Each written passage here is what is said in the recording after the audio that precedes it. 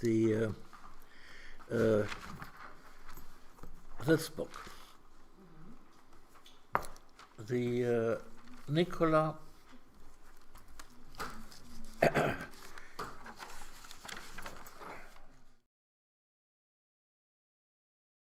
here, Nicolas Pons-Vignon is the senior researcher at the University of Witwatersrand in South Africa, the Corporate Strategy and Industrial Development Unit, and his research focuses on labor issues.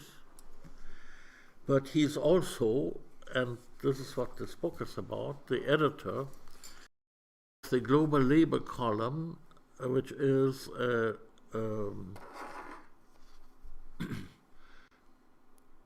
weekly, is it? Yeah. Launch of articles of interest to the labor movement, which is sponsored by the ILO, and which is also linked to the Global Labor University.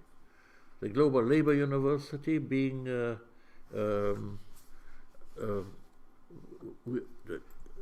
associated with us, where the GLI is associated with the Global Labor University, politically and personally, because the director of the Global Labor University happens to be the husband of our Karin, who is sitting here. So it's a case of interlocking directorates, as you can see. And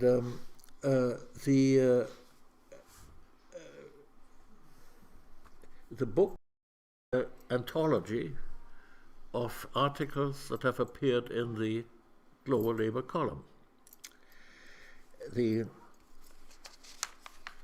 Nicola will present it. The co-editor of the Global Labor column, Mbuso Nkosi, is also the co-editor of this book.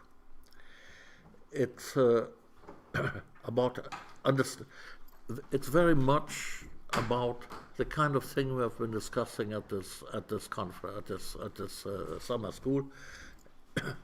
Understanding the crisis, Europe in turmoil, Greece in a deadlock of the Troika's austerity grip, then exploring alternatives, something that I saw something that Myrtle should be particularly interested in. Ruth Castel-Branco, Site of Struggle, Organized Labor and Domestic Worker Organizing in Mozambique. And further, I will let Nicola do his presentation. I've not yet had the chance to read the book. I've read some of the articles online, but there's much more than and some. I noticed a chapter on The Hobbit which I missed, and anyway, so since he has edited the book, he's in a much better position to tell you about it. Over to you. Thanks a lot, Dan, and thanks to all of you for coming to this launch. I realize I'm standing between your digestion and the party, so thank you very much for coming. And I mean, for me, it's a real honor and inspiration to be here at the GLI Summer School. It's something I've been following for years through your coverage and the emails you were sending. And one of the things I want saying is that the Global Labor column, because it's a weekly publication, is something that is permanent feed of ideas and articles. And so one thing I would like to do is to say to all of you that I'm hoping that at some point, hopefully in the near future, we'll be receiving submissions from you for the Global Labor column. Clearly the range of issues covered in the summer school and the kinds of work that you do, I think all have an interest that goes far beyond just the people in the summer school. And the Global Labor column is a tool that allows us to reach a very wide range of readers on all continents, in the labor movement, but also in academia, international organizations. And it's, I think with the 6 years now it's been in existence, it's got quite a wide readership. And so I hope that we'll be able to get a lot of contributions from people who attended the GLI summer school. One thing I wanted to say also before I talk about the book is that, and it's, I don't know if Sean is here, but I met Sean Sweeney 10 years ago in a very tumultuous meeting in Brazil for the first time. With trade unions is quite now one that's been a few years, and it's one that's been always based on admiration and comradeship. I think trade unions are important organizations to articulate progressive struggles and defend the oppressed, but also one that has often been very critical of what unions do, or what some unions do, and sometimes it's a bit difficult to hear. So I do hope that I won't say anything that offends anyone, but if I do, I hope we can discuss it.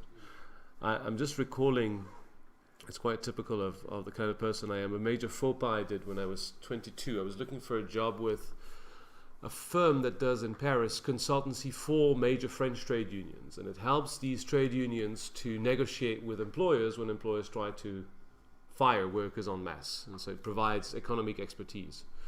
And after 3 interviews, this firm said to me, "You sound a bit too militant for the kind of work that we do." And they said, "You have to realize that we're working with established trade unions. We're not working to try and organize the people who aren't organized at all of the work we do. We have to service our clients." To which I responded candidly, "Don't worry. I remember very clearly the images in the early 1980s when the Renault factory was on strike outside of Paris. And there were images of OS, specialized workers, aka unspecialized workers, mostly North African workers, who were blooded and running out of the factory because they were being chased with tools by the union members, attacking them because they had replaced them during the strike. Obviously, the employer's face went like, okay, and I didn't get the job. But so I hope they won't be anything offending. But I do think that part of what is critical in the work of the global labor column, and I think in this book, is to say unions have a huge potential, perhaps the only real potential for progressive change, but they've been losing a lot of ground in the last 30 years. And I think that's what I want to start by talking about. First thing, and I mean, I'll talk about a few topics which in the book, rather than just give you so it's got how many? A lot of chapters, because these are fairly short articles, 30 chapters. So I'm not going to attempt to give you a summary of the book or the chapters, but just try and touch on a few issues. And the first one, which I think is at the heart of a lot of the questions you've been discussing, and certainly that I'm interested in, is the idea that class struggle is dead, something that is relevant. And that's something that's been since the late 1980s, early 1990s very much discussed. No? The idea of a conflict between capital and labor being the main driving force of either the evolution of the economy and society or of progressive change is seen as passé. That's being explained because there's declining number of union members, declining number of wage workers in many cases. And in fact, a lot of people argue that either new kinds of social movements or indeed new kinds of governance can actually solve collective problems. It's talking of class struggle would be something of the past. Now, whenever I hear this argument, which of course is the key argument behind attempts at sidelining unions and labor as agents of change, I'm always reminded of that graph, which I drew, which I think is very pretty, but that's just self-congratulation. That graph is often used by an economist called Gabriel Palma when he's asked, how would you define neoliberalism? It represents, so that we would have to imagine that this is 1900 and this is about 2000, so the 20th century. It represents the evolution of the top 1%, the share of total income in the United States of the top 1%, going from around 15-14%, going up and up and up until the crisis at the end of the 1920s. And then after the crisis and the beginning of the New Deal and a variety of policies that aims to redistribute wealth in the United States, a steady decline, accompanied by, of course, real increases in wages for American workers. And from the late 1970s onwards, a return to an increase which has by now probably reached over 25, 26, even 27%. And what Gabriel Palmer often says is neoliberalism is the art of achieving this. Over a quarter of total income appropriated by the top 1% in a. Because if you think long and hard about it, this is the kind of inequality that should normally result in massive contestation. And yet, it is getting worse and worse. And I mean, this is the United States, which of course is the classical example of neoliberalism, but where I stay in South Africa, has very similar figures, and indeed many countries in the world have experienced a similar massive rise in the share of the top 1% and often even of the top 0.1% in total income. So first element of response to the question of whether class struggle is now irrelevant or not. Of course, behind this are a number of phenomena.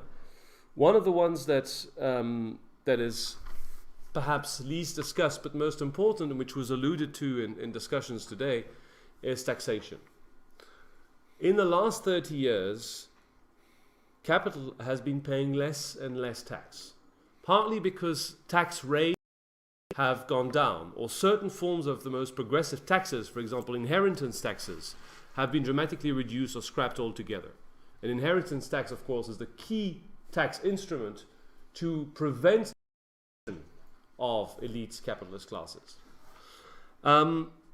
But another thing that's been happening massively and which is undistinguishable from neoliberalism is the huge amount of tax evasion that is taking place. And that is taking place increasingly in a legal because of changes to regulations that make a lot of very, very old practices, such as transfer pricing, on which a lot of British imperial companies have founded their wealth. You create two subsidiaries. The one subsidiary buys a product from the other at a deflated price, and the other sells the product to the other at an inflated price. And so you transfer huge amounts of money away from a place where it could be taxed. Now this has, and these and other kinds of practices, hybrid companies and so on and so forth, have become so commonplace that even the OECD, perhaps one of the most neoliberal organizations in the world, is actually starting to worry about it. To give you just one figure that is drawn from an article by Ilan Strauss in the book, in 2011, your competitor, Amazon, generated 3.3 billion pounds in sales in the UK and paid a total amount of corporate tax £0, thanks to such practices. Now, at the spectrum, you have a gradual increase in the nominal tax rates that are imposed on labor and on workers.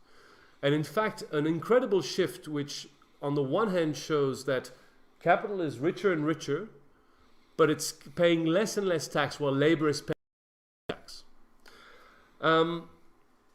This is, of course, in a context of stagnating and often declining, in particular in the United States, real wages being wages adjusted for inflation. In other words, if you have an increase in 5% in your wage, but inflation is 7%, you've got a decrease in your real wage, your real purchasing power. And it's been widely assessed that for the US over 30 years, there's been no increase for the great majority of workers in real terms. There's also been rising unemployment, rising labor casualization. And one of the consequences of this, which feeds back in the loop of the enrichment of capital, in particular finance capital under neoliberalism, is that increasingly impoverished working families have to depend more and more on finance for their reproduction, for their daily life. That has been the case more and more for housing, with programs to push working families to purchase their houses. Of course, it's the case in many countries and increasingly for retirement, entirely managed by financial actors, and increasingly, as we know, for healthcare, and more in the United States and in the African continent for education, where more and more education, primary, secondary, and tertiary, requires indebtedness in order for families or adults to be educated. Now, what we forget to think about often is that all of this has not by any stretch of the imagination or any measured standard increased or improved educational or healthcare outcomes, But what it's done is it's massively increased the income for capital from the provision of all of these things, which used to be provided by states or directly, publicly, for free. Now, what I would argue based on this and many more things is that rather than thinking about class struggle as being a passé concept or class struggle being dead, we need to think about class struggle as having been won. And that's something that, by the way, somebody who knows what he's talking about, Warren Buffett, has said in no unambiguous terms. He said, we've won it. Finance capitalists have won class struggle very, very clearly in the last 30 years. And I think that's a victory that is very much attributable to what we call neoliberalism, what I describe now. And I want to go a bit more into this. Because if you think of it in the tradition of Karl Polanyi, you would almost have thought that something like this, something like a massive increase in inequality and captured by an increase in the top share of income. This period has had several crises. There's been a crisis in the late 80s, there's been a crisis in the late 90s, and there's the massive crisis we're experiencing. At some point, this inequality combined with economic crisis should have resulted in a counter-movement, right? A counter-movement of re-regulation and re-decline of inequality. And it hasn't happened. So far, neoliberalism remains largely uncontested, as the Greek crisis reminds us day after day. This dogma is not changing, although the facts have proven it terribly wrong. So how can we explain it? Things that I think is crucial in understanding this is a very, very and far-ranging discursive victory of neoliberal capital since the 1970s. And I say discursive victory to say it's a victory in the way in which we understand the world. First and foremost in the world where we live, the academic world, in particular in economics, which is clearly the most uninteresting social science of all, but one that I chose to work in partly because I found it to be an incredibly important site of struggle. If any of you are interested, there's a beautiful article written by Lazire, an American neoclassical economist, economics imperialism. Unlike Ben Fine, who criticizes economics imperialism, Lazire actually listen, if a policymaker goes to a sociologist, a historian, an anthropologist, or a lawyer, with a simple question, as policymakers do, they have simple questions. Should we do this way or that way? Or how do we solve that problem? The answer is going to be complicated. You need to look at history, there are many factors, it's not one-sided. A good neoclassical economist will give you a very convincing answer. It's always going to be the same answer, regulate less, allow price mechanisms to operate, blah, blah, blah. But it's going to be a very compelling answer and little bonus on the side. It's going to have empirical support in the form of econometric equations. That victory in the field of economics and over other fields means that the way in which students are taught and the way in which people of influence or people who have academic influence think and talk about key issues in society and the economy is overwhelmingly dominated by very conservative perspectives. These perspectives are highly contestable, have very shallow grounds. I think it's very clear when you think of neoclassical macroeconomic theory and its basis, the efficient market hypothesis that postulates that there is in the long difference between the real economy and the way in which financial markets assess it. I mean, that's clearly nonsensical and it doesn't work, right? It's been shown by the recent crisis in very, very explicit ways, yet it remains uncontested. Why? Just because this is a struggle. The battle within economics has been won. And when I say the battle, I mean, I don't want to go into details now, but one person to whom this book is dedicated, Fred Lee, a very important heterodox economist from the US who passed away last year, documents this. There's a struggle within economics which has entailed the systematic exclusion of Marxist, Keynesian, and other forms of heterodoxies from economics. Again, this is not a lack of debate, or it's not debating and winning a debate, it's preventing some people from entering it. There's clearly a similarly hegemonic victory in the media, and I think I don't need to dwell on this. I think we're all well aware of this. It's very strong in the United States, but I think it's equally strong even in France, the country where I was born. Very, very clear if you think of something like Le Monde, which a few years ago, after 50 years of independence, was finally bought by a large media group and cut out all of the funding for investigative journalism, for example, and cut out also all of its journalists that were more critical on a number of policy issues. And most crucially, to understand the continuation of this trend of rising inequality in favor of the super rich is the victory within the discourse and within the way in which mainstream left parties understand the world and the economy. Ben Fine talks of the two phases of neoliberalism, roughly speaking, the first offensive, break the strikes, Thatcherite phase, and the second, deepening phase. You can think very clearly that, again, the primary person to do this was Tony Blair in the UK, but in South Africa, where I come from, I think the ANC has very much played this role of deepening neoliberalism, of giving it a varnish of respectability by turning neoliberal policies into policies palatable, palatable to the majority. Now, this has been done, and this is what, by the way, Gabriel Palma called neoliberalism, by presenting things such as decentralization, the control of citizens over services, public-private partnerships, as being ways of making people involved, making individuals involved, always the focus being on individuals rather than groups, which ultimately boils down to what? To accepting the superiority of the market mechanism over any other mechanism for the allocation and the performance of economic activity. But what's the most important in this, and why it's neoliberal in the end, is what is left out. What's left out is always the most important. And of course, it's macroeconomic policy, which in my view is the absolute core of neoliberalism. Macroeconomic policy, both monetary policy and fiscal policy, which have historically been instruments whose use could be debated, but who could serve a variety of purposes, are now conceived very narrowly as having to follow one best practice. And this best practice, coincidentally, systematically serves the interest of finance and capital. It's very, very clear when we think of fiscal policy that the absolute objective is not to generate indebtedness, when this indebtedness is often seen or is often absolutely necessary, for example, in a country like South Africa, to reduce inequality. How do you expect in a country like South Africa, where 3/4 of the country was completely excluded from any kind of social and economic investment, that having a budget surplus, as Trevor Manuel boasted about in 2006, is going to help fix problems of poor schooling, poor roads, poor everything for the majority of the population? Of course it can't. And of course, assuming that profit-seeking private companies will deal with this is a complete pipe dream.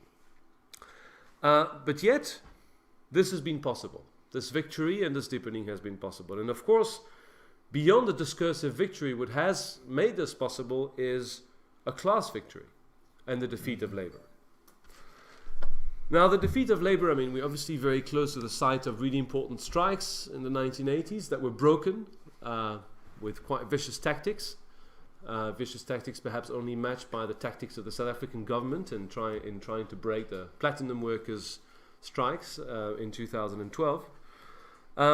But I think there's something much broader than just broken strikes in that victory of capital over labor.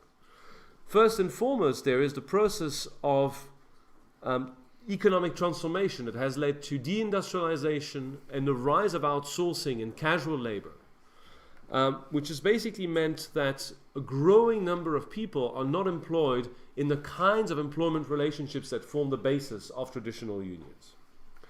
This was foreseen by a French labor scholar, André Gorce, who wrote a book called Metamorphosis of Work in the late 1970s, early 1980s, where he foresaw that the transforming economic structure would lead to more and more working class people being excluded from economic activity, and in order to survive, having to perform reproductive work on behalf of the rich, of those who still had paid work.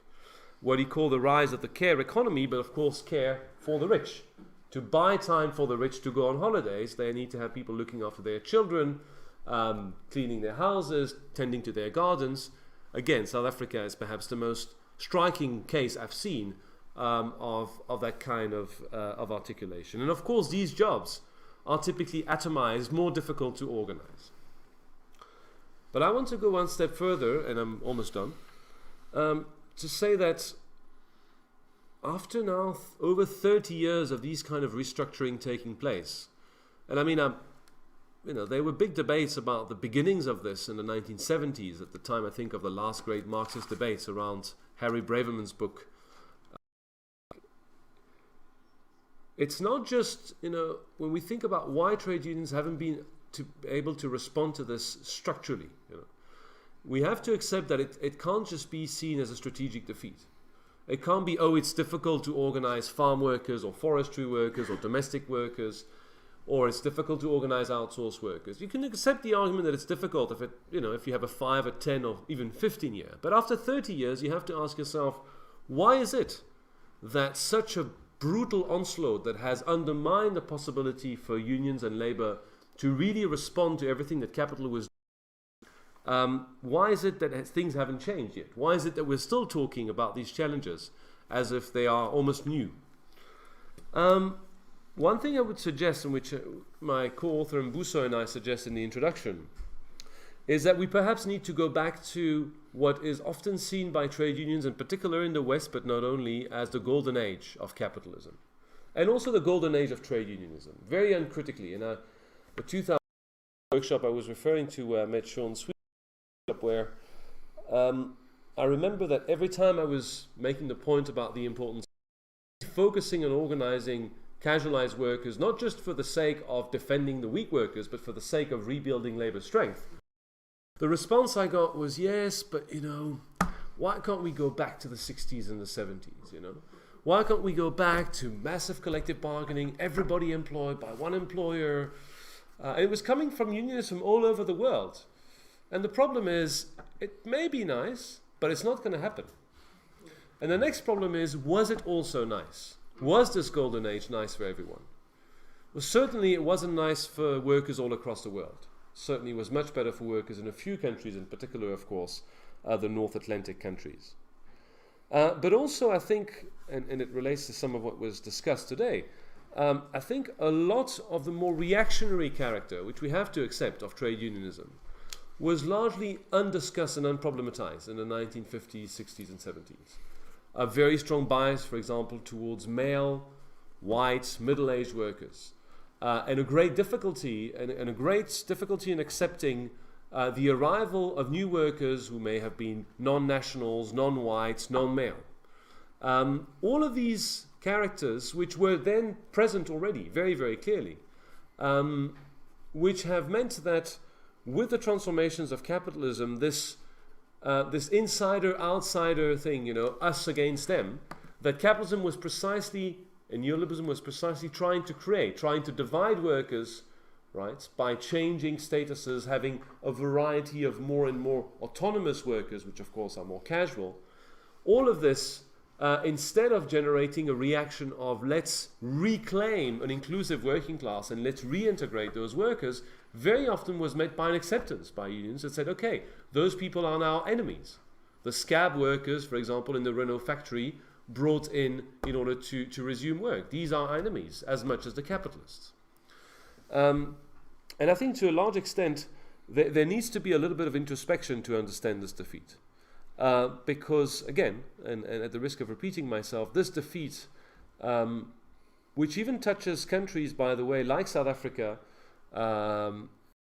South Korea, where the labor movements were absolutely instrumental in dramatic political change in the 1970s and 80s. Right? Very radical, much more radical than the Western trade unions. Even there, you find very similar phenomena. In South Africa, the labor movement is ripe with xenophobia and sexism. Let's face it, it's a reality. And a lack of honesty about these questions, I think, makes it sometimes very difficult to consider how things can change. Now, I'll just conclude with making 3 very brief suggestions, and I'm sure there'll be lots of, I hope there'll be lots of inputs depending on digestion and expectation for party, which I look for. The first thing that I think we can do, and which I think we try to support with the Global Labour column and to contribute to with this book, is to take what is happening and the transformations very seriously. The transformations both in the way in which production is organized or the economy is organized, because we need to understand in order to respond. But also the transformations in the way in which workers respond to this, which often are unknown, or it takes these kinds of get-together to find out about some very, very inspiring struggles which otherwise we don't know about. So part of our role is to publicize this, to talk about these. And also to critically assess what is being often sold to us as the solution to poor labor conditions, which is increasingly related to corporate social responsibility and donor or company-driven programs, such as, for example, Better Factory, which is a program to improve working conditions in the garment sector, first in Cambodia, and it's spread to a number of places, fair trade, and other things like this. And you'll see this quite a bit in this book that very critically assesses things like this. And very often the conclusion of the articles is that these kinds of initiatives that from trade unions to protect workers only be effective and not pure window dressing if workers are empowered to own them and control them. And that is not always the case, including in transnational union solidarity. The second thing is, which I think is absolutely crucial, is to contest the dominant paradigm on its own terms. To contest the fact that this acceptance that the private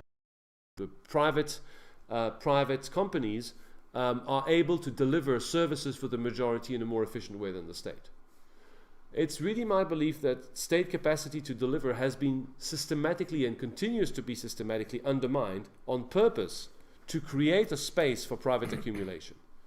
It's not because it's impossible to publicly. And for this, I think we need a macro analysis, and this is what a few of the authors in here try to do. And I think, by the way, these kinds of macro analysis can be very important tools to inspire concrete struggles. Let me give you this example. Salima Valiani has written this article on trying to understand why there's been a structural shift to a reliance on foreign nurses in the American and the Canadian healthcare systems in the last 30 years. And what she finds is that around the 1970s, 1980s, there was a dramatic increase because of concentration in the price of medical hardware. And the Canadian government was faced with a very simple choice. Do we start charging for healthcare, or do we contest these increasing prices that we have to pay for just about everything we buy for our hospital and our healthcare system? Or do we find a way to save money in order to protect both the interests of the private medical hardware companies, which are very, very powerful, and the free healthcare system? And of course, what they found was that they could undercut labor costs by replacing national workers with foreign workers and undermining labor conditions in order to be able to sustain the healthcare system. Now, understanding these kinds of dynamics, I think, is absolutely crucial to inform struggles that try and undo this. And lastly, and I'll finish on this, we need to build a meaningful form of internationalism of labor. And I think that's what things like the Summer School and the Global Labor Institute seeks to do, and that's what modestly the Global Labor Column and the Global Labor University try to contribute to. We have a whole section in the book which is dedicated to this, and you'll see that almost all of the chapters, really what they do is they dwell on the fact that, as we know, if we are honest, it's much more difficult to do than we would like. The reason, I think, was very clearly put forward by Pierre Bourdieu a few years ago when he said, the capitalists who meet at Davos went to the same school. They speak the same business school English. They understand each other. They perhaps even share the same liking of cigar brand and wine, types of wine. The working class doesn't necessarily share as much. They don't necessarily have such a clear understanding of there's much more work that's required in order to bring people together, and also sometimes to confront some of the very, very concrete conflicts that may oppose them. I'm thinking here of something that I know is very dear to Dan's heart, which is the fact that several South African unions have decided to join the WFTU. Well, if you speak to them, and I speak to NUMSA, for example, they'll tell you, well, when we have to negotiate about with the car companies, we see the American and the German unions really basically playing economic nationalism and fighting to keep the localization of factories outside of South Africa and southern countries. and they completely renege on any principle of labor internationalism when they do this. And of course, this generates a huge amount of resentment from unions in the South. So it's a really difficult thing, but I think it's absolutely necessary, because this kind of struggle that we are waging is very unlikely to be won by separate struggles. And what I'd like to suggest, to just close on this notion of whether class struggle and the working class is a concept of the past, is to say that the basis of building this labor internationalism has to be about reclaiming an inclusive and proud understanding of the working class. Inclusive, and I mean, one of the most inspiring moments I had today with a discussion with Thierry, who organizes sex workers in France, who was saying, ultimately what we want to do is we want sex workers to be part of the working class. And I think that was a very, very, very powerful thing to say, because if we think about it, the working class is as inclusive an identity, if we care to make it inclusive, of course, and to take into account a lot of the contradictions that can be associated with some working class practices. It's as inclusive an identity as will ever be available to us in the struggle we have to fight. I'm done. Thank you. Thank you. Thank you very much. We have some minutes. We have about 10 minutes before the party. We can prolong the discussion. Would anybody like to comment, or do you have any questions, or would you like to know more about some things that Nicolas said? I should have said, sorry, the book is available just in the bookshop here. Yeah. Hi, I'm from the PCS Union in the UK. I'm not gonna be very deep and intelligent because I think I'm quite tired. I don't like economists usually, because as you said earlier on, most of them are neoliberal or capitalist economists, and so it's refreshing to see people who are different. But I've got this theory. I'm going to test it on you. And I've got this impression that many neoliberal economists actually are failed mathematicians. They don't actually understand mathematics, and they use mathematical graphics and formulas to put on a human world. And it seems to me that even physicians and mathematicians have actually understood better that it's impossible, even in physics, and that's how I understand the relativity theory of Einstein. So I wonder what you think of that, and what you've said about how do we break this circle about they've got, they are in the media, they are the people who interpret society and economy. How do we get this message out that there is an alternative in terms of economics? And I can think about a couple of examples that I found really useful to better understand this world. It's like one is David Harvey has been doing those little videos. He's an economist as well. He's been doing some little videos where he explains things, and I found that really useful to make it more simpler. And then the other one is a little animation movie called The Story of Stuff that explains the supply chain, but also link it to climate change. I'm wondering are you doing any of that, and if no, I think you should. Thank you. Yeah, Myrtle? I think one of the comments that you made is that some people say we can go back. I don't think we can ever go back to what was. But I think if we assess what went wrong and that and put it in the way forward, and as leadership sometimes in this movement, we have the ability to listen where we are going wrong. I think there's a lot of changes that must take place, and the changes must also start from the bottom up to the top. And I think that is the problem that we have. We either afraid to lose power, and we don't want to let go of that power. So if that, I don't know how it's going to happen, if we can only have that change within ourselves, and that change that, yes, we can. And like for instance, if somebody takes that book, I know people are going to criticize, people are going, taking the book to South Africa now, throwing it to one of the trade union leaders. Of course, they're not going to see themselves. You understand? And I think that we must have the ability to see how can we change ourselves and where we went wrong? Otherwise, we will carry on for years to the way we are, and things will just go. I mean, that's what's happening in South Africa now. You're there. So I don't know how we're going to change or what mechanism can we use, like they say, to change the concept of trade unionism. Maybe there's another way. I don't know. Anyway, yeah. Yes.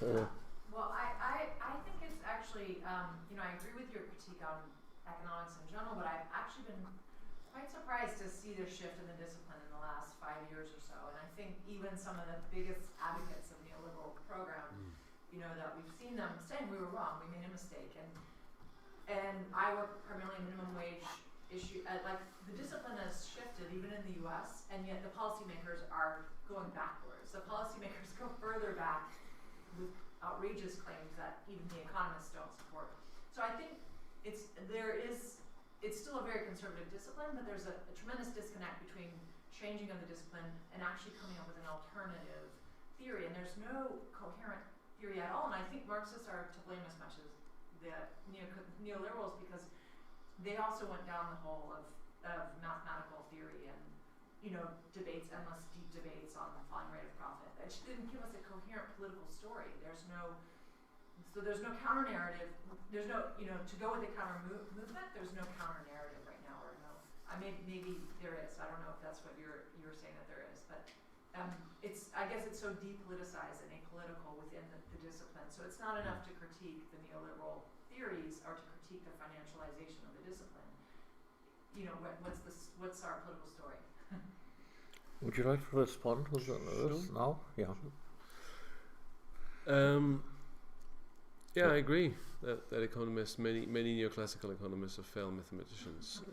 I think the fetishization of quantitative methods is something that is very, very worrying, actually, because you can see it in students in universities that increasingly they want to take these kinds of courses and they want to just learn techniques, and they less and less understand the economy, the world they live in, or what they're going to do with it. And what you see more and more in economics is an evolution which is one very worrying part of economics imperialism, which is the colonization of other social sciences or human sciences by economics, which is that a lot of economists now use econometric tools to talk about human psychology. So a lot of papers, there's a journal called the Journal of Mathematical Psychology, which is an economic journal, basically, which basically looks at how do people respond to a divorce, to this, to that. It takes all of these things, these very subtle, complex human questions, and just throws at them mathematical tools. And indeed, a lot of serious mathematicians just find a lot of econometric reasoning ludicrous, because it's particularly clear if you look at people who work on institutions. So the data, are good institutions good for development is a big question in my field. But how do you measure a good institution? You've got questionnaires given to a few key informants who have to rate between 1 and 5. Is the police good or bad in your country? Or is the court system reliable, yes or no? 1 to 5, you aggregate, and then you start putting this in very convoluted sort of relationships, which is just, mathematically, there's no correlation. You can't establish a correlation. It's completely biased. So it's very, very, very flimsy, but it's becoming, or it has become, and which is one of the reasons why it's difficult to push this, it has become accepted as allowing economics to claim to be partly a natural science and partly a social science. And I think breaking that claim to scientificity without removing the need for empirical work, of course, and working with statistics seriously, but that is a key challenge. How do we break the message across? Well, I haven't done videos, but that is one way of doing it. The book and the Global Labor Column, which is available for free. I think there's this. Well, it's in French, but there's a great video called La dette c'est chouette, which was released before the elections in France, which explains what is debt and why talking about debt in a negative way makes no sense. Really. But I agree, we need to do more and more of this. One thing that I find problematic, in South Africa, for example, is I guess it's the same here, but on the minimum wage, so we're doing work on minimum wage at the moment and trying to push for minimum wage. You write one article that says there is American, in fact, research that shows that you can have higher minimum wages and more employment. But then as soon as this comes out, you've got 7 articles that are published the next day. That, from a businessman, a spin doctor from here, 2 economists from there will say the contrary. And the problem is it's very difficult to have the sort of, the occupation of the public space. Also because all of these media groups, are privately run. I mean, in France, we know this, Le Figaro, the leading conservative newspaper, belongs to France's biggest arms dealer and manufacturer, Serge Dassault. I mean, obviously there is, it's something that's very difficult. But it's an important battle. But we can do more. I agree. And we will. And we will. Just before I go to your question, comrade, on the economic discipline, of course you're right. I mean, there's been very recently a change from, let's say, a few economists in the US, not all of them, but a few economists who were, let's say, I would guess they would be center-left in the US, center-right and of the world, who've moved to what would be center-left in the rest of the world. And there was, I mentioned in the introduction, there was this New York Review of Books debate on what's wrong with the economy and with economics, a title for a debate that would have been impossible, where even some radical economists like Merkovsky were invited. But as you say, I think a lot of this doesn't necessarily percolate to policy making, because policy making now is living within its own bubble and its own paradigm, and it's not really influenced by this. And I think a good example a good parallel to understand this is the World Bank. The World Bank has 1,000 development economists. A lot of their work is actually quite good. But when you actually speak to people who run the operations of the World Bank, they know nothing about what's being done in the economics, in the research department. More problematically, though, I think there is an alternative paradigm that's emerging around some Marxists, not necessarily American Marxists, some of which indeed have done very, very crazy with math, especially analytical Marxists. Well, not my favorite cup of tea, but they're Marxists. And post-Keynesians around sort of thinking about an alternative to run the economy. But the problem is, it goes back to that question, is they have no idea how to actually make this happen. I mean, they've got sometimes a very nice, we have quite a few articles in there, very good suggestions. The state as an employer of last resort, or a tax for equity to prevent companies from pushing wages down. There's lots of good ideas, and I think it's quite a coherent core. It's ignored, but it exists. The problem is it needs to have a political economy. It needs to have an understanding of how it relates to actual policy decisions. And of course, I really believe that this will entail struggle and links with social movements and trade unions. Your question is very broad, comrade, but how can we change? I just want to... I don't know. I don't have the answer, but I've been thinking a lot recently in the context of the United Front in South Africa and what's happening around the Metal Workers Union.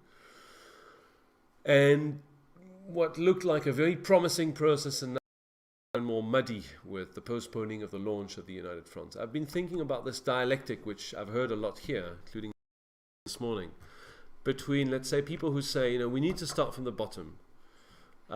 We need to go back to a syndicalist or just a workplace-based tradition, because that's where true democratic control can happen. And people who argue, and I think also very convincingly, I think the gentleman from Canada earlier, that we need to sort of look, to accept that there's this distant democratic gap, and that we need to engage with the issues at the top, that they're very, very important. How we think about budget, how we think about all the back row issues, and that requires dealing, at a high level. And we, or which would be a sort of vanguard approach, I guess, in some ways. And I think we need to find a midway between the two. If I think about the Paris Commune, the Paris Commune was a success because the Proudhonists accepted that they couldn't just change society by changing the way in which every company was run. That this was never going to win any struggle against an invasion army and a reactionary army. And similarly, the Jacobins and the Blanquists had to accept that they had to have a popular base if they wanted the revolutionary struggle to not actually remain just in their minds, a typical sort of like, you, me, and my friend want to have a revolution. But this articulation is necessary, but of course, it's unbelievably difficult to achieve. In fact, even in South Africa, where I was very convinced until recently that it was the one place where it could happen most, I'm starting to be a bit skeptical, a bit worried that again, divisions over very small issues are going to prevent the emergence of a unitary resistance. And yet, if the resistance is not unitary, if people focus on what differentiates them rather than what unites them, it has absolutely no chance to succeed. Because what's in front of it is a very coherent ideological police, military, capital front. That's not much of an answer, sorry. Okay, yes. I just was reflecting on a few things as you were talking, and one was with the recently, might sound a little bit off the wall initially, but in Ireland we had that recent referendum, the first country to vote by popular vote, to introduce marriage equality. And then shortly afterwards I was in Manchester and went past the Alan Turing statue. As we know, Alan Turing was in Bletchley Park, and he ended up basically taking his own life because he was a gay man and he was, forced to do all horrible things to emasculate himself. But it was done with the connivance of the psychiatry profession. And that notion of psychiatry that we have today is that it's neutral, it's scientific, it's above kind of politics.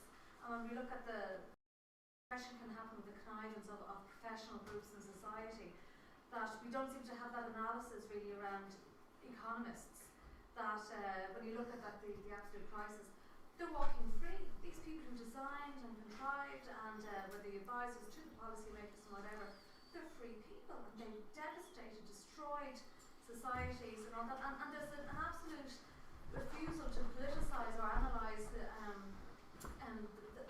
in that way. And it's not necessarily the fault of economists. There has to be a way in society that we have to reimagine economists and the economy as accountable. There has to be a democracy about it, and that's really kind of what's missing from the picture. So I can understand why people will put pressure on you. You have to make what you do more accessible. But I think that's part of the role of academia, is to do the work, to do the research, and to provide the evidence. And it's a bit like the domino effect. We all have to pick up, from the work, and that's what solidarity is about, and to find ways of linking in with that. But I just was thinking about the context in which these things happen. In Ireland at the moment, even the economic fora and debates that are happening within the trade union movement are totally radicalised and changed because of the struggle. When there's no struggle, it's easy for these voices to dominate. But when the struggle happens, all of a sudden they have to be responded to. They have to be engaged with. And it's much easier for neoliberals and even for social democratic economists to rely on the textbooks rather than have to respond to and engage to a class on the move. So I think that kind of fits in quite nicely with what you were saying. But there has to be some way. Oh yeah, I was talking to a mate of mine who's in the Sheffield School of Accountancy, and I never knew there was one. It was management accountancy, and they're doing stuff on Marxist accountancy, which I'd never heard of. Yeah. And but one of the things that they're talking about, or actually creating, is a participatory research model. So it's not just academics, but academics working with community groups to produce the knowledge. And some way that kind of that changes the effect in terms of the access to the information that's being produced. So if communities, I know it's used in kind of in history circles or in community history and other kind of type of organisations like that. But that might be one way to kind of examine further how can we can take particular professions out of particular research methodologies and creating other ones so that we can produce a new type of knowledge and information that's much more accessible and hopefully will engage and precipitate faster the possibility for change. I'm not sure how that'll affect, like if your colleagues do that kind of participatory research stuff. Yeah, and I mean, a lot of the work we do is with trade unions, and at the moment on the minimum wage in South Africa, it really is largely about trying to gather research and popularize it to show that a lot of what people are used to think, minimum wages will destroy employment. A lot of these things are very simplistic, and unpack why they are simplistic. So I think it's crucial. And I think the Marxist accountancy thing you referred to reminds me, I don't know if it's the same, but there's something in Manchester called Kresk, which does really, really good work. They did this excellent report, which I quote in the introduction, the Great Train Heist, or the Great Train Robbery, which is about the consequences of rail privatization in the UK. And a lot of their methodology is to use accounting, because it's by using accounting that you can understand, for example, the business model of supermarkets, who often pay their suppliers at the end of the month, but they sell the products at the till immediately. And what they do is they speculate with the cash flow, the extra cash flow that they generate like this. So in order to break open a lot of how the economy actually operates, you need this kind of detailed research, but it needs to be put at the service of progressive causes. And of course, in the world we live in, the majority of detailed work, is at the service of capital. And so to reverse that pattern is quite a struggle within academia, within the media, and within unions themselves. And I agree, these organizations need to take these kinds of knowledge challenges very seriously, because the devil is always in the detail. And I agree on your point on psychiatry. I think there's a lot of common points between psychiatry and economics. It's two things that have this cloak, sorry, what's the word? Cloak of scientificity, but as Foucault showed quite powerfully about psychiatry, it's just, a lot of it is really very, very problematic, and the same applies to economics. But we need to be able to break the jargon and say, this is what's being said, Did you find this convincing? Okay, yes? Can you please elaborate on that point when you mentioned that when the agendas, like fair trade agenda or other programs for improving the working conditions of the factory people are coming not from the trade unions. As far as I can see, all the development agendas are done in isolation. There is a disconnect between the planning and involvement of trade unions, whether they are the national trade unions or whether they are the global trade unions. Can you please elaborate on that? It's a very important issue, and I think it's a broad question. Let me just zoom in on a couple of things. And I guess the key thing is what the research here, and I mean there's another research that I think of. It's the massive research that was done at the School of Oriental and African Studies on fair trade, which I understand to have really not pleased the fair trade organization that commissioned it initially. Is that when the objective is to be able to stick something that says this is an ethical product, it's fair trade sugar or coffee, it's certified paper. I did my PhD on the forestry sector in South Africa. When it's a private initiative that's aimed at reassuring a middle-class Western consumer market, usually what's behind it is bogus. It's bogus because it's not worker controlled, which is exactly what I saw in the case of forestry certification. It's the workers, BWI, bless them, negotiated that social conditions were included alongside environmental conditions in forest management certification. But in practice, the workers are so disempowered that they're not able to participate in the process, and therefore, basically a lot of bogus certification happens. And the same applies to fair trade. The research, you should look up this research project. The findings are quite shocking. They find that often working conditions are better. Pay and working conditions of workers are better on non-fair trade farms. Because fair trade puts all of the emphasis in typical development fashion on the owner, the operators of the farm. Part of this whole notion that small farms in the south of the world, in the global south, don't really use hired labor, which is of course bullshit. I mean, if you have a coffee farm, you need a lot of hired labor for harvesting. All of these are very labor intensive, coffee, tea, blah, blah, blah, are all very labor intensive commodities. So what some of the articles here discuss is that there are sometimes struggles by unions to try and participate in these processes. And in some cases it's accommodated. But in some cases there's a pushback against them, where it's basically, we're giving you, for example, better health and safety conditions and transport, so don't ask us for better wages. So there's almost an anti-union bias in some of these programs, and yet these programs are often very seen in a very positive light. It doesn't mean they're completely useless, But what it means is that it's really, really important to try and focus on empowering local organizations and local unions to participate in them. And to put this on the agenda in the countries where these programs take place, but also here. Also at the level of the consumers. Saying it's not enough to just give me a label that say it's fair, it's nice, it's friendly, it's whatnot. No. Where is the actual participation of the workers on the ground? And that's I think that's, I don't know if I answer your question. Exactly the same applies to international framework agreements. Yeah. They work or they don't work exactly on that issue. Yeah. Yeah, there's something on the case of the framework agreement between I forget the name of the company, but the company that makes Zara, the Spanish clothes maker, and a Turkish union, and which details how there's an attempt at building the mutual capacity of the Turkish union and the Spanish union together, not just having an agreement that is, putting a stamp saying, oh, we have an agreement, and then there's no actual monitoring of the agreement in the actual place of production outside of the mother company. Did I answer your question? More or less, yes. Actually, what I see is that when these plannings are being done, no consensus or no consensus or whatever dialogues is being conducted between those planners and the global trade unions.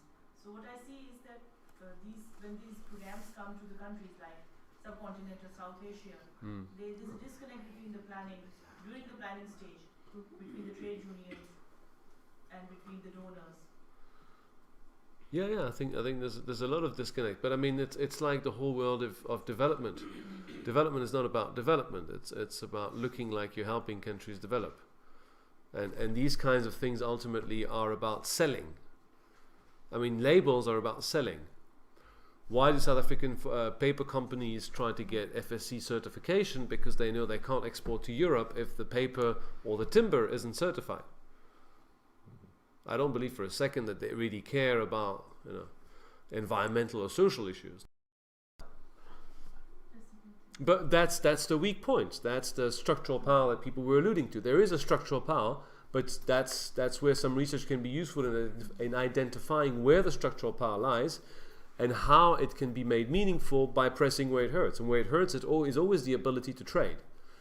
For example, in the case of forestry, if a campaign focused on denouncing the abusive or the excessive certification of plantations in certain countries based on evidence that the certification shouldn't have been awarded, that would immediately generate a response from these paper companies, because they can't sell their paper if it's not certified. So it offers potential, but just that it exists, and when it's corporate driven, it's not progressive.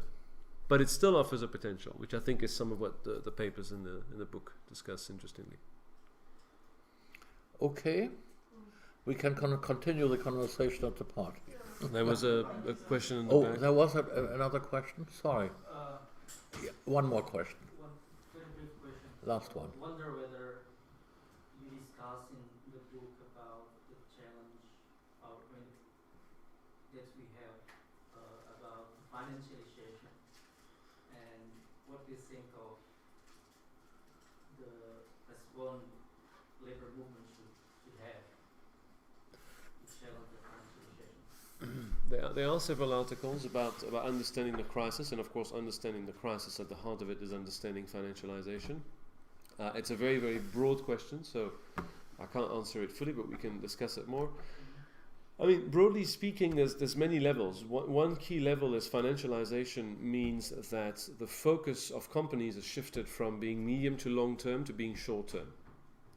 And just about anything goes. Anything is okay as long as you can pay money to your shareholders. And that has entailed a lot of very destructive practices within companies, in relationship within companies, and so on and so forth. It's, of course, as finance generates so much money, then it also generates enough money to purchase the support of a wide range of people. Purchasing newspapers, purchasing a lot of, investing in universities, investing also in offering careers, for example, to important politicians.